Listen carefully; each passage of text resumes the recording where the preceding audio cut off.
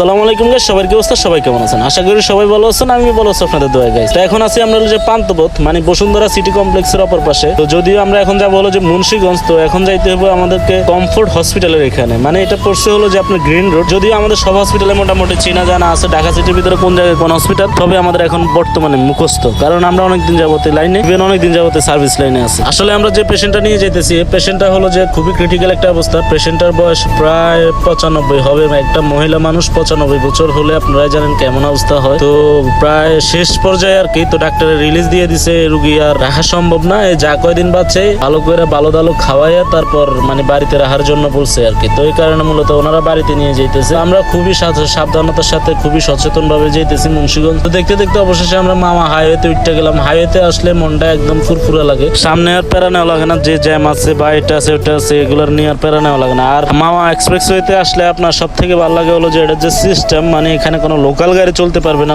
Local গাড়ির lane আলাদা, বড় গাড়ির লেন আলাদা, সবই আলাদা। তো হয়তো আমাদের বাংলাদেশে অনেকে মানে না দেখে আমরা যে যার মতো চালাইতেছি, তারপরেও মানে মোটামুটি ভালো, খারাপ না, রিল্যাক্সে যাওয়া যায়। তো আমরা মেন রোড থেকে নেমে এখন গ্রামের যে প্রাকৃতিক যে সৌন্দর্যটা বা সবুজ শ্যামলে ঘিরার যে রাস্তাগুলো এগুলো দেখতেছি, এগুলো খুবই দেখতে ভালো লাগে। তো গাইস জানি না ভিডিওর ভয়েসটা কেমন আসতেছে, কারণ আমি আজকে কয়েকদিন যাবত খুবই অসুস্থ, ঠান্ডা লাগছে। ঠান্ডার কারণে আমার ভয়েসটা কিভাবে আসতেছে কেমন আসতেছে আমি সঠিক জানি না। তো যদি ভিডিওতে কোনো ভুল ত্রুটি হয়ে থাকে অবশ্যই ক্ষমা দৃষ্টিতে তাকাবেন। যারা যারা আমার ভিডিওটা নতুন দেখতেছেন তারা অবশ্যই আমার ফেসবুক পেজটি ফলো দিয়ে রাখবেন, একটা লাইক কমেন্ট শেয়ার করে দেবেন, অন্যকে দেখার সুযোগ করে দেবেন। সবাই ভালো থাকবেন, সুস্থ থাকবেন। আল্লাহ হাফেজ, আসসালামু আলাইকুম।